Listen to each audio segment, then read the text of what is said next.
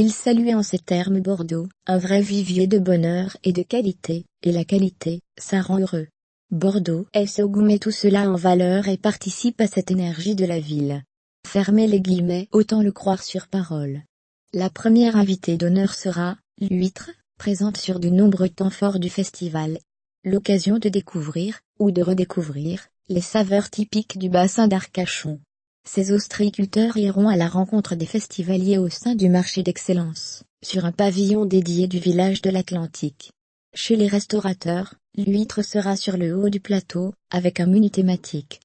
La seconde à être honorée sera une région, le Québec, avec la présence de 3 chefs de la belle province, Arnaud Marchand, chez Boulet, Mathieu Brisson, Clocher Penché, et David Forbes, Ciel Bistro Bar, qui vous inviteront à des dégustations pour vous sucrer le bec. Côté commerçant, on trouvera tout pour s'assurer des petits moments de bonheur, de l'épicerie fine, du salé, du sucré, des arts de la table, du vin et bien d'autres boissons.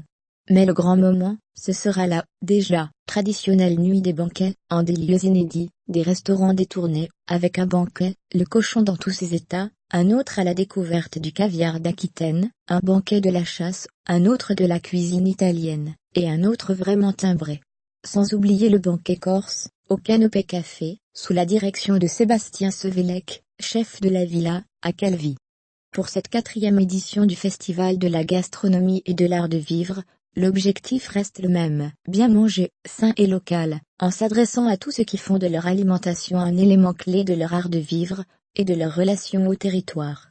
Entre défense de nos traditions culinaires et soutien aux innovations gourmandes, Bordeaux SOGOU se met au diapason de la formidable effervescence culinaire, qui s'est emparée de la capitale de l'Aquitaine pour en faire un territoire d'excellence de la gastronomie et de l'art de vivre.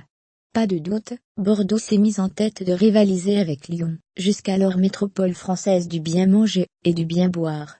La ville peut déjà compter sur quelques locomotives consacrées, telles Joël Robuchon, la Grande Maison, Gordon Rancet, le Pressoir d'Argent, et enfin Philippe Etchebest, oui, celui de la télé.